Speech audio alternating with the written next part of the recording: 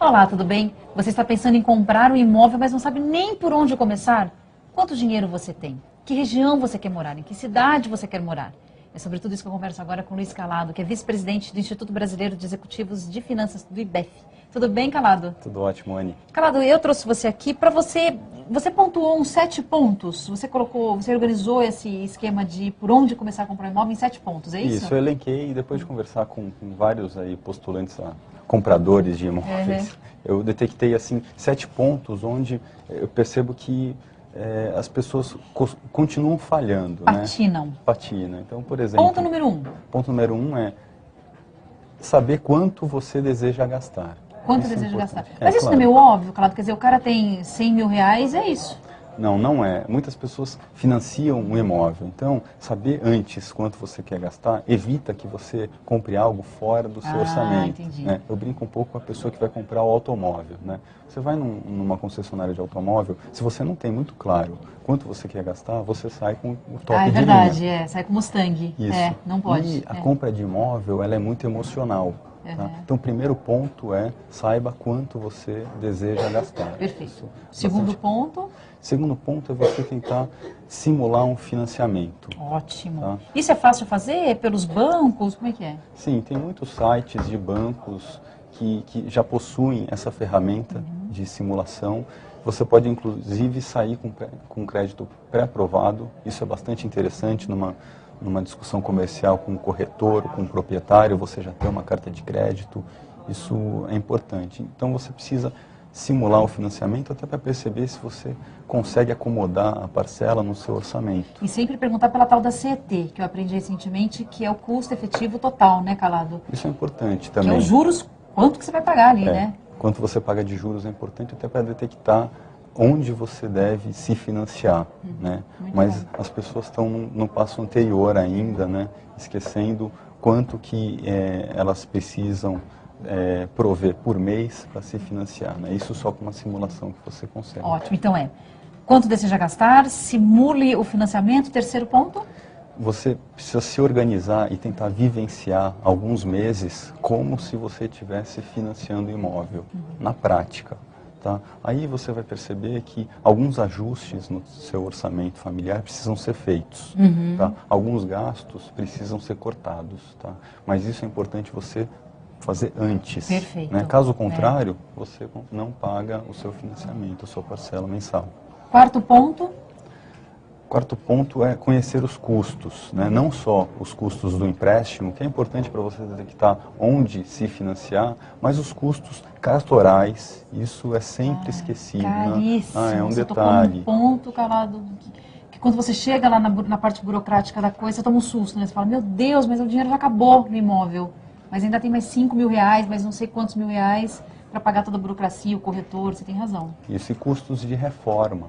Né? Muitas vezes você compra um imóvel, precisa reformar, tem alguma coisa, né, que precisa ser feita antes. Sempre tem.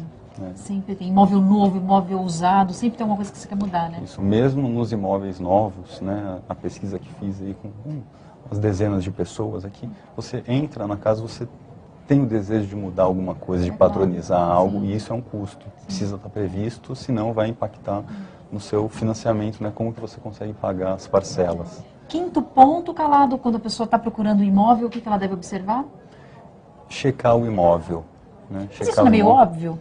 É óbvio, mas ainda assim as pessoas esquecem. Não vai lá ver?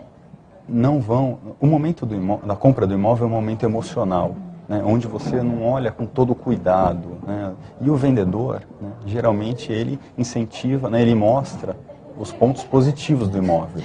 Né? E você deixa todo uma parte aí que pode gerar problemas, né? Como áreas sensíveis que dão problemas de vazamento.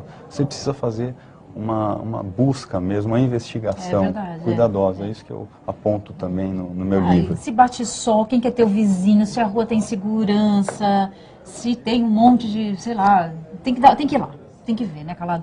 Sexto ponto? Pensar no futuro, né? Sua família vai crescer ou vai diminuir? Né? Se você já tem um filho em idade de universitário, ele pode desejar estudar fora, né? Em outro estado, em outra cidade, então sua família diminui. Né? Não adianta você comprar um um imóvel de 4 quartos se em 2 anos seus 2 filhos de 25 anos, estão indo vão embora, sair de né? casa, podem casar, exatamente. Da mesma forma, não adianta comprar um imóvel, né, se você, de 1 quarto se você já está pensando em ter 3 filhos. Calado, e o 7º último ponto, qual seria? As pessoas precisam lembrar, né, ter em mente que os rendimentos, né, nossos rendimentos sobem e descem. Né? Algumas vezes as empresas, né, hoje em dia se fundem, outras desaparecem. É preciso ter um colchão para se preparar, né, para eventualidades. As pessoas também adoecem, enfim. Quando você planeja o seu financiamento, sua compra de imóvel, precisa ter uma reserva para lidar com essas situações. E de quanto seria essa reserva? Você tem uma média, assim?